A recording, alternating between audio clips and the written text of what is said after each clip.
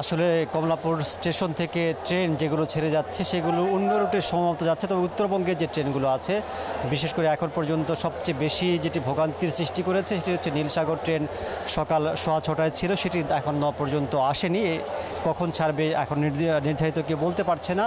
তার চেয়ে বড় যেটি বিলম্ব করেছে সেটি হচ্ছে যে একতা এক্সপ্রেস, যেটি 10:15টায় ছাড়বার কথা, সেটি সম্ভাব্য সময় বিকেল 5টায় ছেড়ে যাবে বলে স্টেশন কর্তৃপক্ষ ডিসপ্লেতে ঘোষণা করেছে। সেটি আসলে নিশ্চিত নয়, অর্থাৎ 7 ঘন্টার মতো দেরি করছে এই ট্রেনটি। আমরা এই যে স্টেশনের যে যাত্রীরা আছেন বেশিরভাগই উত্তরবঙ্গগামী। আমরা একজন দুজন যাত্রীর সাথে কথা বলতে চাই। আপনার ট্রেন কখন ছিল, এখন কখন ছাড়বে বলেছে? ট্রেন ছিল তো 10টায়, এখন বললো যে লাঞ্চের পর ছাড়তে পারে, মনে হয় 4টা বাজবে এরকম। স্টেশনে 5-6 ঘন্টা বসে থাকা কতটা কষ্টের? এটা অনেক কষ্টের, ছোট বাচ্চা নিয়ে খুব ভোগান্তি, মানে খুবই কষ্টের ছোট বাচ্চা নিয়ে। কখন সেই সকাল 7:30টার দিকে আসলাম আমরা, যদি জ্যাম হয় এই কারণে তাড়াতাড়ি চলে আসছি, তো এখনও সে বসেই আছি ট্রেনের অপেক্ষায়। বিকল্প ব্যবস্থা নেওয়া উচিত ছিল কিনা রেল কর্তৃপক্ষের, আপনার কি মনে হয়?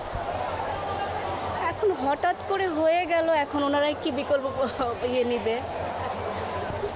আসলে রেল কর্তৃপক্ষের সাথে আমরা কথা বলেছিলাম, তারা যেটি জানিয়েছে যে সান্তাহারে গতকাল নীলসাগর এক্সপ্রেস যে দুর্ঘটনা ঘটেছে, বগি লাইনচ্যুত হয়েছিল, সেই লাইন কিন্তু এখন পর্যন্ত ঠিক হয়নি। রেল কর্তৃপক্ষ যেটি বলছে যে ওই জায়গা দিয়ে উত্তরবঙ্গে যে ট্রেনগুলো যাওয়া আসা করে সেগুলো বন্ধ রয়েছে, তারা মেরামতের চেষ্টা করছেন এবং সে কারণেই ওই পাশে যে ট্রেনগুলো আছে সেগুলো আটকা পড়েছে এবং এই পাশ থেকে বিকল্প ট্রেনের ব্যবস্থা করে তারা সকালে যেমন দ্রুতযান চলে গেছে, নীলসাগরের ব্যবস্থা করা হচ্ছে। একই সাথে একতা এক্সপ্রেস ওই পাশে আটকা পড়েছে, সেটি এখানে আসার পরে ছাড়বে বলে 7 ঘন্টা মতো দেরি হচ্ছে। আমরাও রেলের যারা বিভাগীয় কর্মকর্তা আছে তাদের সাথে কথা বলেছিলাম, তাদের বলেছিলাম যে ট্রেনের যে কোনো অ্যাক্সিডেন্ট হতে পারে, সেটার বিকল্প আসলে কেন তারা রাখেননি। তারা যেটি বলেছেন যে ঈদের সময় অনেকগুলো বিকল্প একসাথে করে ট্রেনের ব্যবস্থা করা হচ্ছে, সে কারণে আরও নতুন বিকল্পের ব্যবস্থা করা সম্ভব হয়নি। তবে তারা বলছেন যদি কোনো যাত্রীর টিকিট ফেরত দিতে চান তাহলে তারা সেই টিকিট পুরো টাকাটা তারা ফেরত দেবেন। এই ছিল আমার কাছে এখানকার সর্বশেষ পরিস্থিতি।